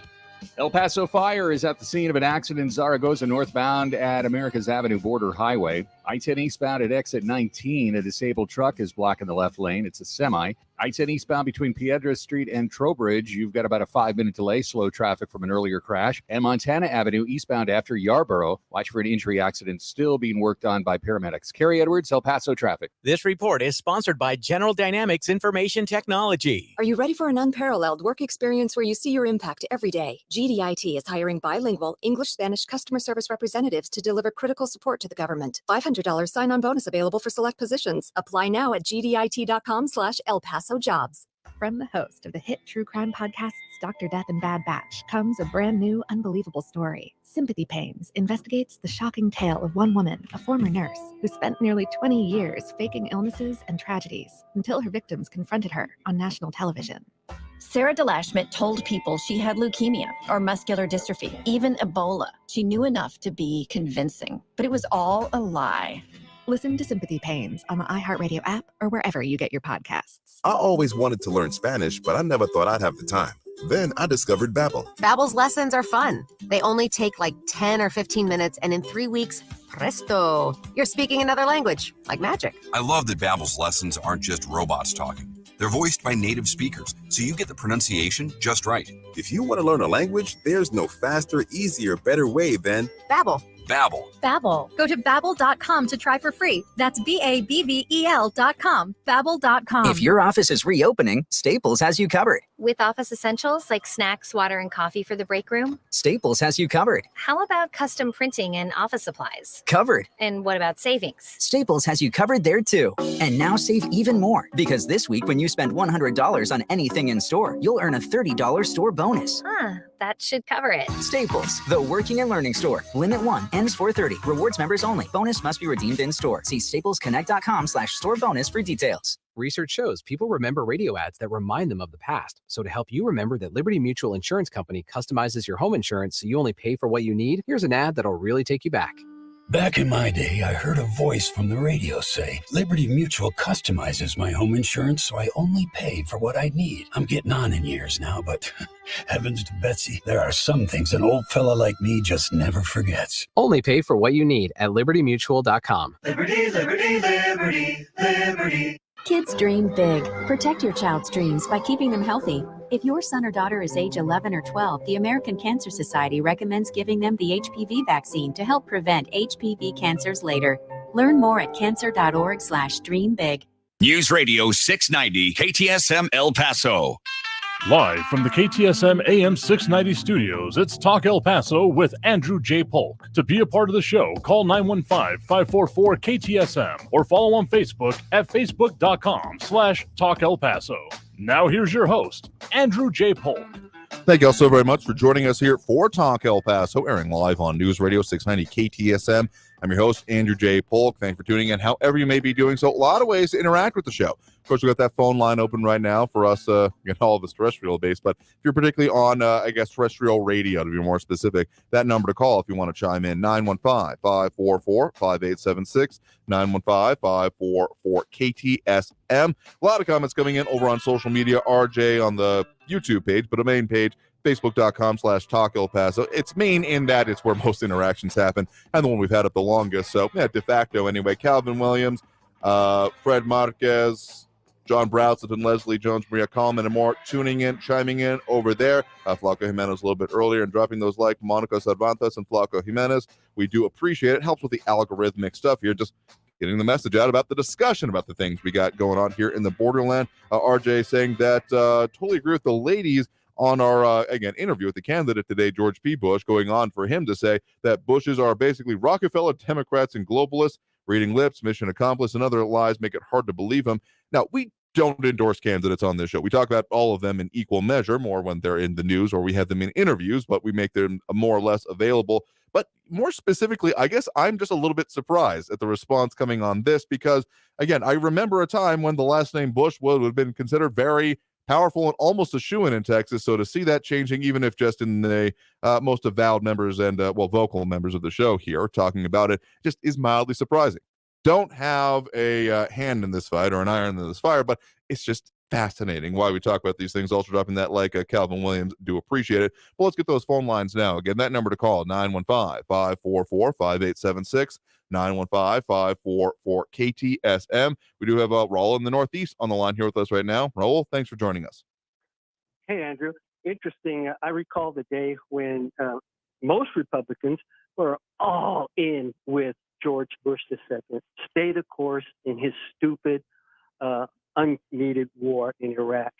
You know, he became so unpopular among the Republican Party that he was the first ex-president not to be invited to address the National Convention when the Republicans had the next one. It's like they wanted to forget about Bush. They got Bushnesia, is what I called it. Now, Beto O'Rourke, as you probably read, was tested positive with COVID-19 on Monday, and he's fully vaccinated, said he had some mild symptoms after testing positive. Said he regularly tests for COVID-19, especially since he travels a lot. I think if you travel a lot and meet with a lot of people, you increase your odds of getting it. It's clear that that's happening. And to remind your anti-vaxxer listeners and callers, the vaccines and boosters do not prevent people from getting and spreading the virus. They greatly decrease the odds of being hospitalized or dying if you get the virus. Now, COVID has killed almost 1 million Americans. And still 363 are dying every day from this virus. And about 15,000 people get hospitalized every day. And on the good side of that, this thing is 66% of all Americans have been fully vaccinated, and 90% of those over 65 years of age have been vaccinated. The vaccines are the wise thing to take, as you did for you and your family. Wearing masks when advised to is the wise thing to do. Keeping one's distance. And my family and I did not get the virus because we went with and took the advice of the experts in medicine, in virology, in infectious diseases, and that of public health advisors. Now, as you also heard, Andrew, that U.S. House Representative Kevin McCarthy led a 10-member group of Republican delegation to the Texas-Mexico border on Monday, and he attacked President Biden's immigration policies, as your listeners do regularly. Now, McCarthy's visit, interestingly, followed last week's revelation in a forthcoming book and news accounts that he had planned to ask then-President Donald Trump to resign in the wake of the attack on the U.S. Capitol. And now there's newly released secret tapes revealed by the New York Times where McCarthy told them that what they were saying and doing could incite violence and that they should tone it down. And now the really scary thing to me, Andrew, is that 4% of Americans believe that the election was stolen and say that they would be willing to participate in violent protests over it. And the threats against Congress and election officials and workers has skyrocketed. And now Trump has shifted from blaming Antifa for the Capitol's attack to implying that it was necessary, branding the insurrectionists as patriots. This country is in deep doo-doo. I mean, let me make it perfectly clear here. I am never going to condone, agree with, or even say it's anywhere near a good idea, the idea of violent upheaval of anything. I mean, we have laws and systems in place, and if there's going to be problems with those, there are ways to go about it, including, these elections that no one in the area is participating in anyway. So maybe let's start there before saying, let's light it on fire. So, yeah, that's just never going to fly with me. And anyone saying that that's the only solution clearly thinks that they've got something on their side that I don't think they've really thought out the full consequences of. So make no mistake of that on there. And, yeah, Kevin McCarthy visiting Texas, I mean, I'm not surprised. We've had interesting different levels of delegations, and not surprised that there's more than a little bit of criticism of the Biden administration on the policies that have been in place here. I mean, it's not even just listeners to this program, as you mentioned here, but also, Robert Francis Beto O'Rourke, as you were mentioning, not happy with the way policies are going about coming out of this administration. I mean, if anything, we have seen writ large a lack of policy coming out of this administration because of it's been largely removal and return to not even status quos, but previous status quos, previous ideas. I mean, again, I had an expectation that this administration was going to be a warmed over version of a lot of Obama era policies, but I didn't expect that to be this literal. And the fact that they're not even being warmed over so much as, almost being dug up from the ground and just stood back up again. It's not a good situation any way you slice it. And if you're saying that, we need immigration reform, sure, that's probably very, very true. I mean, we need a lot of reform when it comes to any of these border issues, border security, manpower. I mean, really, for me, it keeps coming down to the idea of having more actual able bodies able to deal with this, because as much as there is debate about different wall and building and construction and border security measures and methods, really what it comes down to is enforcement of those, because as was mentioned, that there are some that would be only a deterrent and would only allow for, physical deterrence while it can be removed or being cut. So all of it ultimately comes down to the idea of having an increased amount of employment within the sector, which has been the most elusive, at least in policy-wise, solution that seems to come out.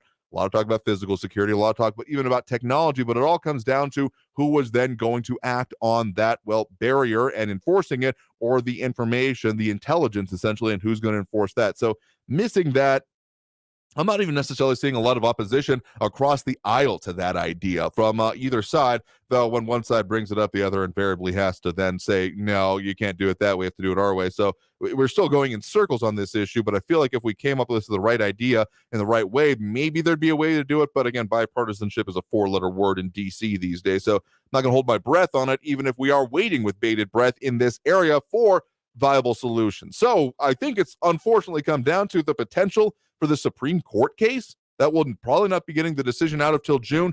I mean, there are certain assumptions that can be made based on the makeup of the court on what will actually be happening on it, but really it's going to be up in the air and nothing can really be planned on until that decision comes out. So not much to be done there. It's not policy. It's not anything that can be banked on in the meantime here. So, and just to your first point there about the idea of, being able to make your own free medical choice. Yeah, very much in favor of that because that's what I was able to do, very much support others being able to do it. But also in that point, being overlooked is also being said actually by the CDC as of today that a majority of Americans have had it or largely been exposed to it. So, I mean, in a lot of these things, I mean, it's not something I would personally bank on the idea of natural immunity because one of the things said ever since the start of the whole pandemic process that it was unclear how long natural immunity would last. And I've known people who have had it not even just a couple of times, but multiple times. So that's not something that I would bank on personally for myself here, but at least in the, transitory way, waiting for more situations to continue to evolve and develop while we're having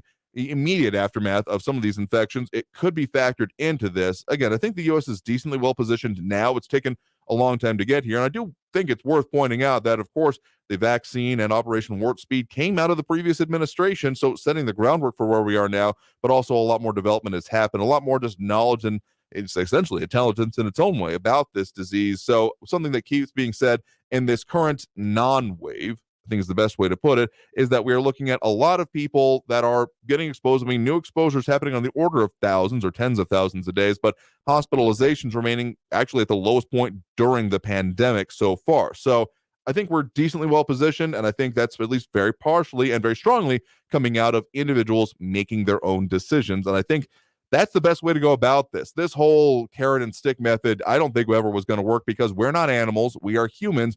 And saying that, oh, yeah, it's totally so good for you, you should just believe us because we got the carrot. Like, that's not how you reason with humans. You explain things and you make it clear to them why this should happen and then respect their decision if they don't. Because if we're talking about freedom, that we should all have freedom, well, not like that. I mean, that's hypocritical any side that it comes out from. And it does come out from a lot of different corners of the political sphere that, yes, you should be able to do whatever you want, complete freedom. Well, yeah, not like that, which actually there are some free speech implications that we're probably going to want to get into here before too long. Tell you what, we got to take that break right now. Coming out of this break, we'll talk more about this issue, the idea of freedom, and also that just a recent tweet actually out from, well, the soon-to-be owner of Twitter. So we'll talk about that and a whole lot more, plus more calls in the line. If you wanted to call in during the show, that number to do so, 915-544-5876, 915-544-KTSM. Back after this break with more Talk El Paso here on News Radio 690 KTSM. Stay tuned.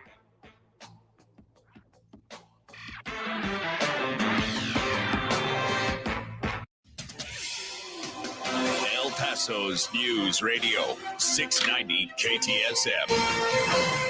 Hello, I'm Erica Castillo with this KFOX 14 news update. El Paso billionaire Paul Foster is expected to restore the 85-year-old Crest building downtown. Today, city council members approved incentives for the redevelopment of the S.H. Crest building by Franklin Mountain Investments, which is owned by Foster. The building at 110 East Mills Avenue is expected to become a food hall and event center. Located across the street from both the Plaza Hotel Pioneer Park and San Jacinto Plaza, the Crest preservation plans involve 3 levels. The basement will include a luxurious day spa in a grotto setting with a full-service salon. The first floor will be a food hall that will feature local and global food, and the second floor will include various entertainment venues, event areas, and private dining spaces. As part of the agreement, Foster will invest a minimum of $18 million.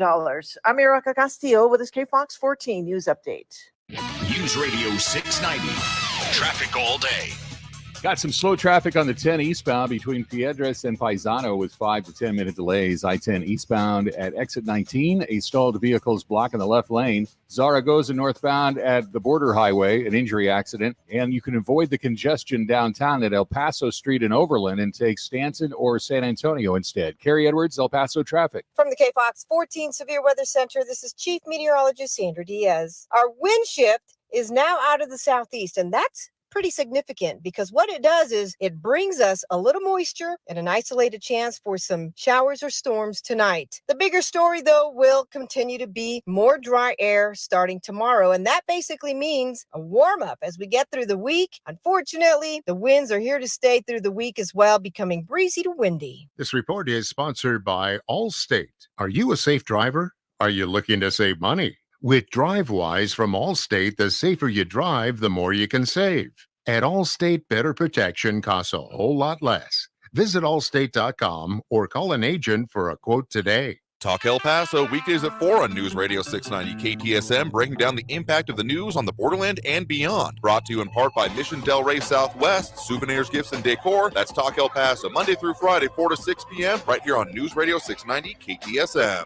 The El Paso Community Foundation supports the causes you feel passionate about here in the borderland, whether it's education, social services, arts and culture, the environment, health, or economic development. The El Paso Community Foundation has been promoting philanthropy and progress in our hometown region for more than 45 years. Make your mark with us. Start a fund today for good, for El Paso, forever. Learn more at epcf.org. That's epcf.org. Help DEA keep our community safe and healthy by participating in National Prescription Drug Take-Back Day, Saturday, April 30th. Take action right in your own home by cleaning out your family medicine cabinet of unneeded medications. Keep them safe, clean them out, take them back. To find a collection site near you, visit DEATakeback.com. Do your part to lower overdose deaths and prevent prescription drug misuse before it starts. Visit DEATakeback.com. That's DEATakeback.com. Finding a great hire can be a challenge. That's why there's Indeed. Their powerful hiring platform makes it easy to attract, interview, and hire candidates. Visit Indeed.com/credit and get $75 toward your first sponsored job. Terms and conditions apply. This report is sponsored by Indeed.com. I adopted Bento in 2010 from a shelter. A lot of people know him as Keyboard Cat. That's just one adoption story that started at a shelter. Visit theshelterpetproject.org to find a pet near you. Brought to you by Maddie's Fund, the Humane Society of the United States, and the Ad Council. El Paso's News Radio 690 KTSM. Live from the KTSM AM 690 studios, it's Talk El Paso with Andrew J. Polk. To be a part of the show, call 915-544-KTSM or follow on Facebook at facebook.com/Talk El Paso. Now here's your host, Andrew J. Polk. Thank you all so very much for joining us here for Talk El Paso, airing live on News Radio 690 KTSM. I'm your host, Andrew J. Polk. Thank you for tuning in, however you may be doing so, be it on air, online, live, streaming through the free and reliable iHeartRadio app, or joining us over on the various social media pages, facebook.com/Talk El Paso, the Talk El Paso channel over on YouTube, Twitter at Talk El Paso, or twitch.tv, Andrew J. Polk. Either of those names, most of those places, Talk El Paso or Andrew J. Polk, you can find us and, see the broadcast we got going on, all the good stuff that we have, those maps and graphics that we put up. We have the visual aspect added in over on the social media simulcast, which is a seriously dated term, but it's the best one I can think of to do this because it's at the same time, so simultaneously. Anyway, a lot of stuff we're talking about here today. Also getting to those phone calls on the line, of course, besides the chime-ins, which we got Calvin Williams, RJ, Robbie Flores, John Brazelton, Barbara Carrasco, Fred Marquez, RJ, lucky man if I didn't say that already. A lot more people tuning in, chiming in over there. We got that phone line, 915-544-5876, 915-544-KTSM. Calling in the middle of the segment might put you on a brief hold, so just stay on the line with us here. Otherwise, most people got the hang of it.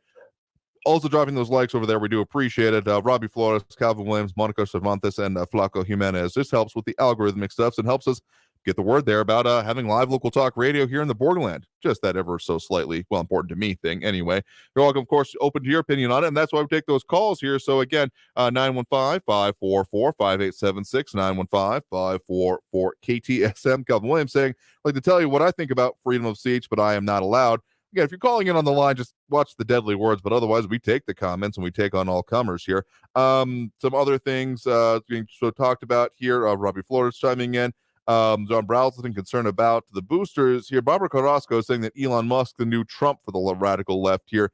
I think there's a lot of, I think they're on our side or against my side, therefore that will color my interpretation of it. I guess I just have some concerns about the general nature and, character of Musk himself here, but also what he's gone further to say. I'm actually tweeting out today just on that subject here that the extreme antibody reaction from all those who fear free speech says it all. But following that up by saying, by free speech, in quotes, I simply mean that which matches the law. I'm against censorship that goes far beyond the law.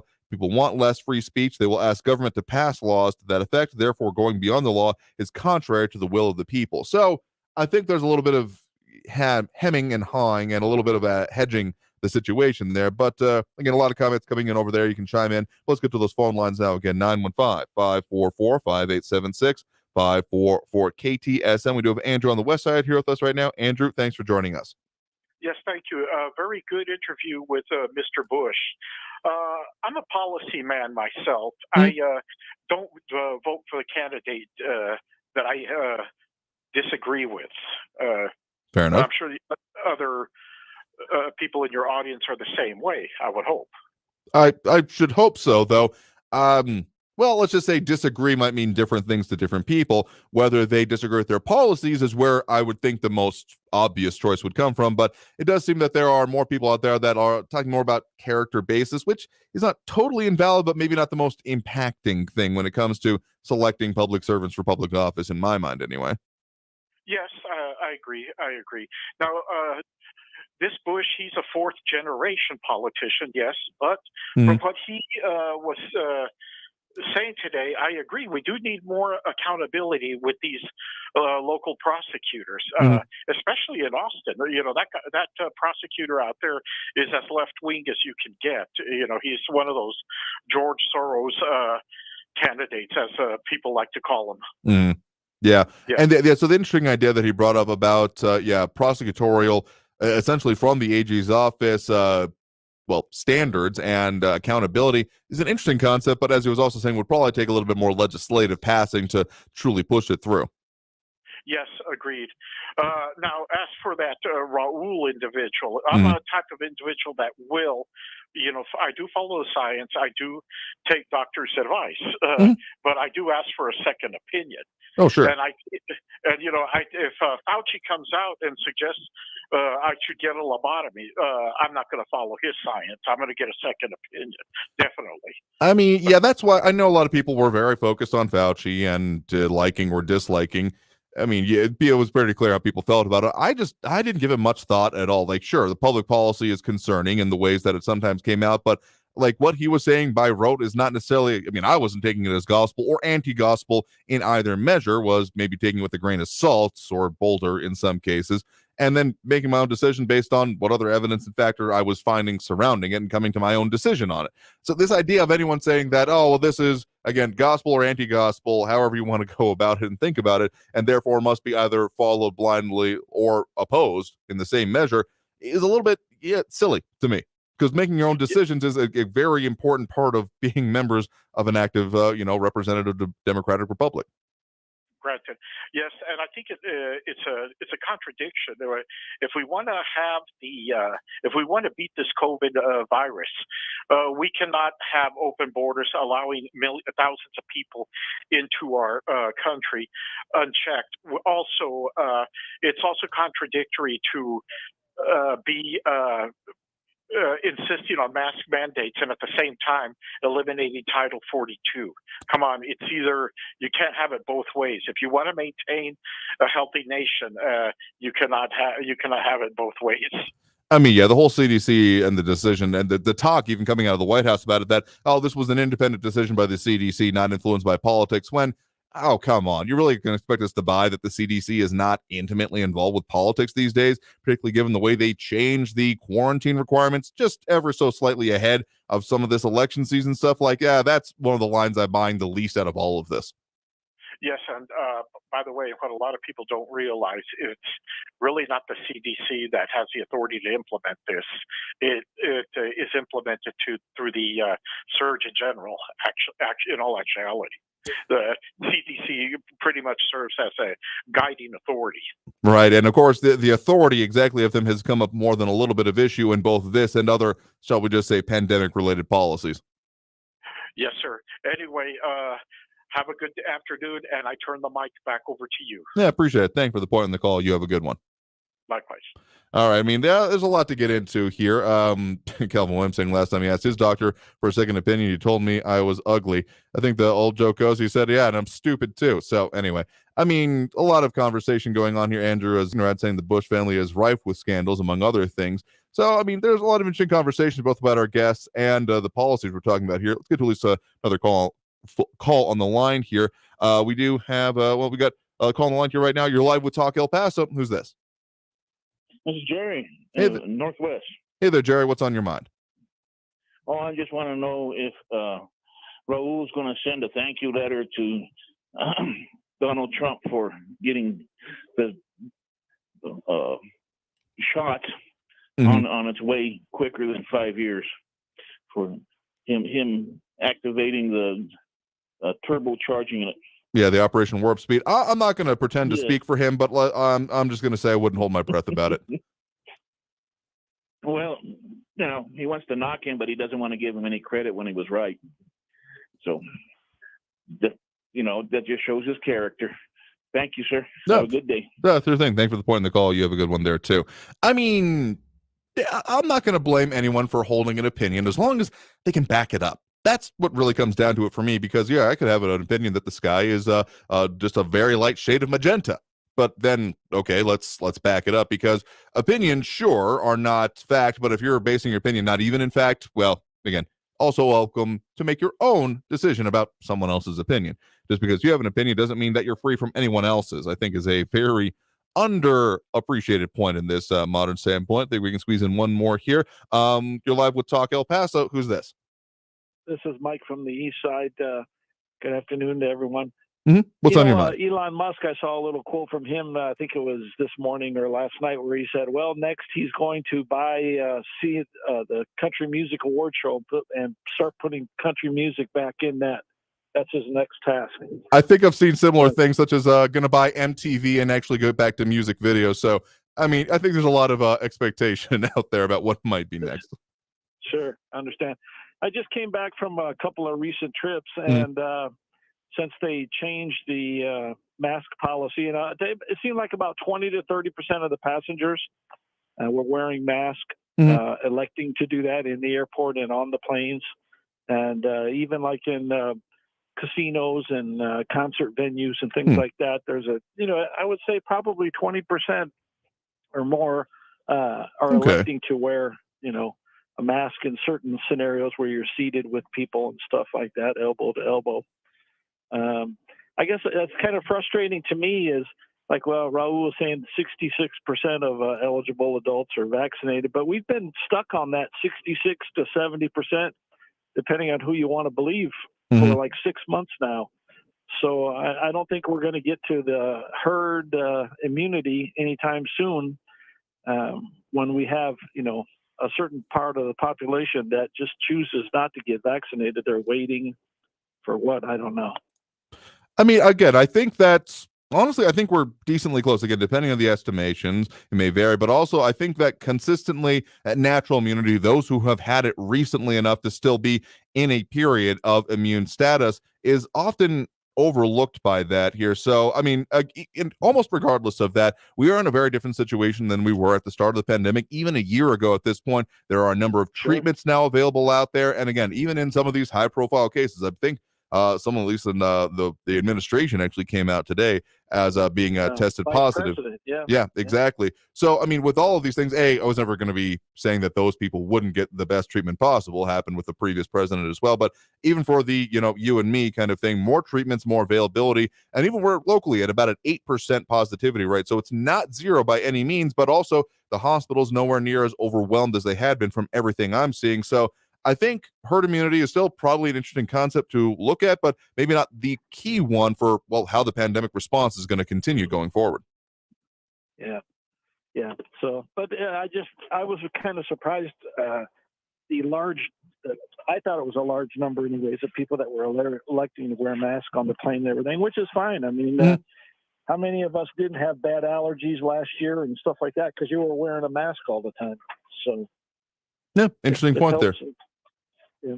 All Have right. a good day. I appreciate you too. You have a good one there. All right, we got to take that next break right now. I know we've got a couple more calls on the line, and we will get to those here in short order. Just got to take that last break before we get into the last part of the hour here. So stay tuned for more Talk El Paso here on News Radio 690 KTSM. You can also leave us those messages. Don't forget about the Talkback feature on the iHeartRadio app and the Pound 250 system. We'll talk more about that, all the stuff, and what we got coming up for you after this break with more Talk El Paso here on News Radio 690 KTSM. Stay tuned.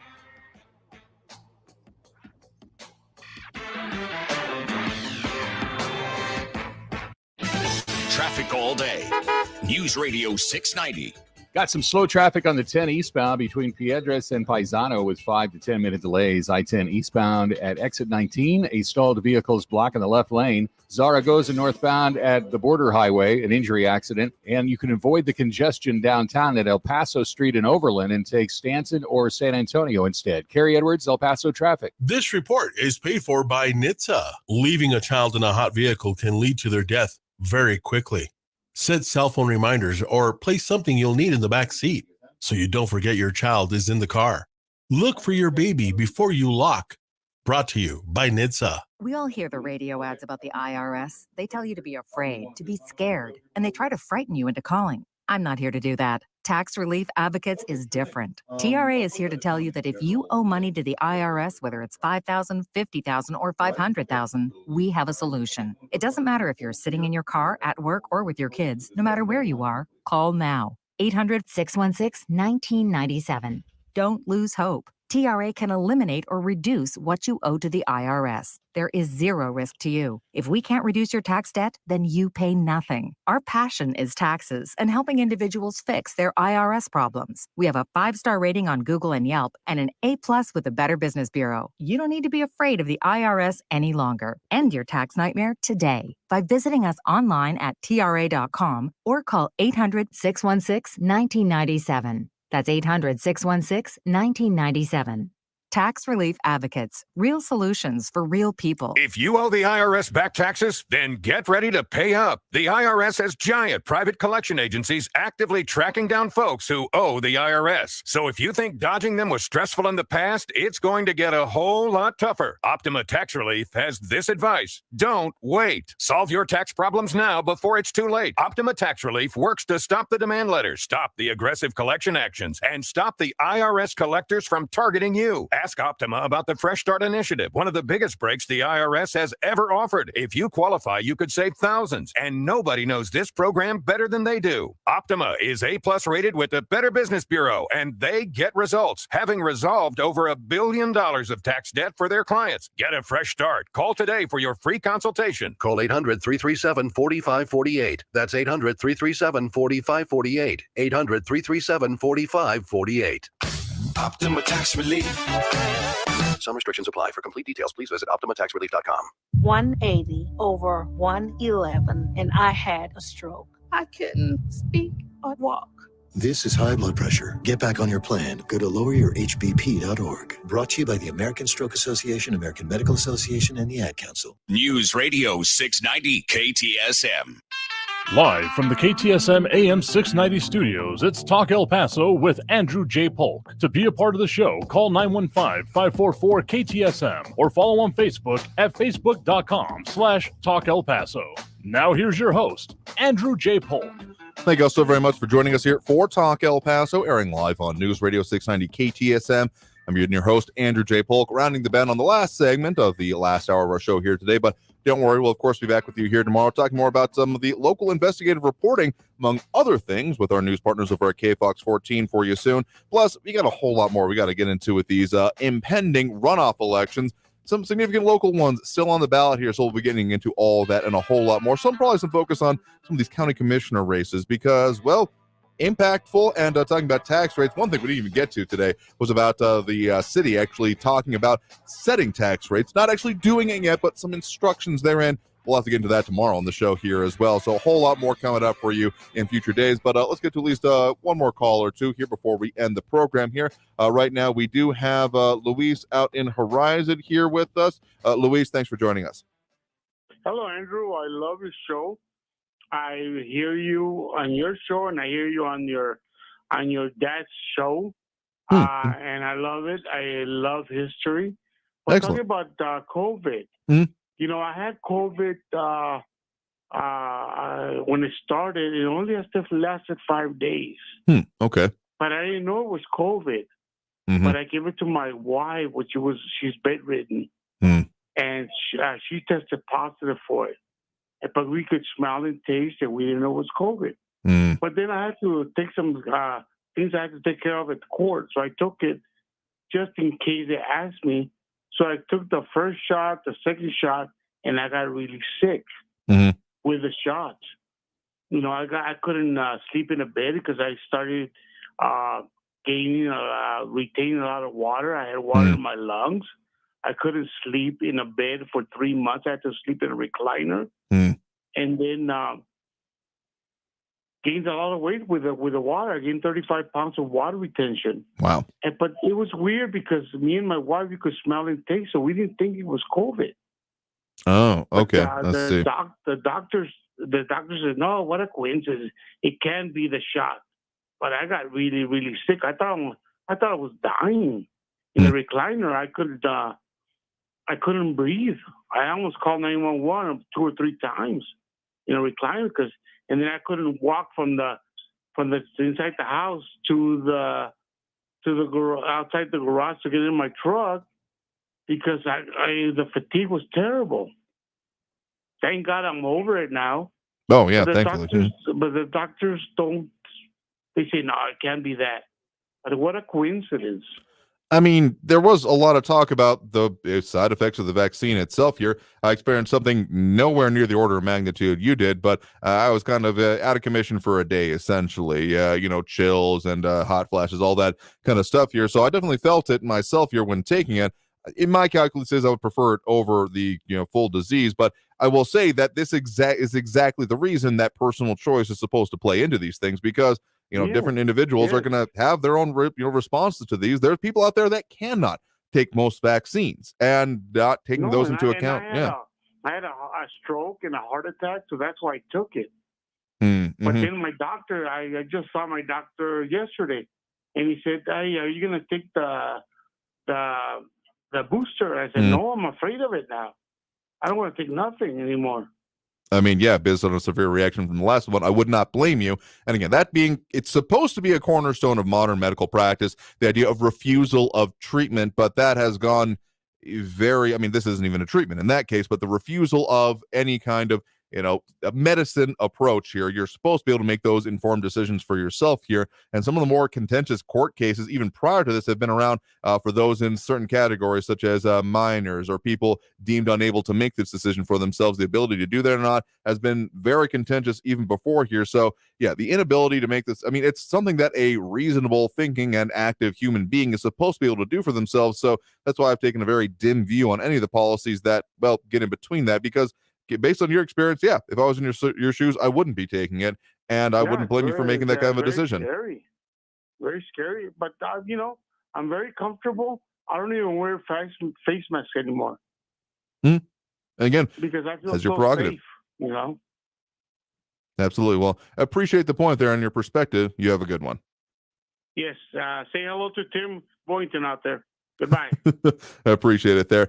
We got some interesting perspective and situations. Again, I made no secret of the situation. The decision for me and my family was to get it. We made it through fine. But if for those in other situations, the ability to make this individual choice is kind of key and kind of indicative of how we should be treated as citizens and rational thinking human beings and adults. But, that's another whole show that we'll have to get into here. We're out of time here for this one. So I want to thank everyone who did tune in, call in, comment, participate in the show. Really, that discussion gives me life, gives this show meaning more than I think it would have otherwise. So we'll keep doing it every Monday through Friday, 4 to 6 p.m. right here on News Radio 690 KTSM. Well, we'll see you all again tomorrow. Been your host, Andrew J. Polk. Stay safe out there. Look twice for motorcycles when out on the road. Have a great evening, y'all. See y'all tomorrow. Traffic all day. News Radio 690. On North Desert Boulevard, northbound at Mesa Street, a crash there is slowing traffic and causing delays. Gateway Boulevard, westbound at Hawkins, an accident reported. Police still working an injury accident. Zaragoza northbound at Border Highway. At the 54 Patriot, northbound at Trans Mountain Road, a disabled tractor-trailer rig is in the Gore lane. Use caution there. Carrie Edwards, El Paso traffic. Maybe you've had to put off a health appointment or two during the COVID-19 pandemic. But if you're 45 or older, there's one test you shouldn't put off any longer. Regular screening for colorectal cancer. Colorectal cancer is a leading cancer killer, but it can be prevented with regular screening starting at 45. There are more screening options than ever before, including at-home tests. It takes guts to put your health first. Ask your doctor about your options today. Visit cdc.gov/screen4life for more information. Hi, Phil Swift here. When that next storm is barreling down, get prepared with the Flex Seal family of products. Floods can destroy your home, push Flex base deep into cracks and holes to help prevent flooding. Seal doors and windows, patch leaky roofs and downspouts. Remember, when that storm is coming your way, keep your family safe and dry. Be prepared with the Flex Seal family of products. Available at flexsealproducts.com and fine retailers. Portions of the following program were pre-recorded. News on the hour and a half. Traffic and weather all day. Keeping you informed and up to date. El Paso's News Radio, 690 KTSM. If you see something, why do you say something? I see safe for my friends. For my community. For everyone here. We all have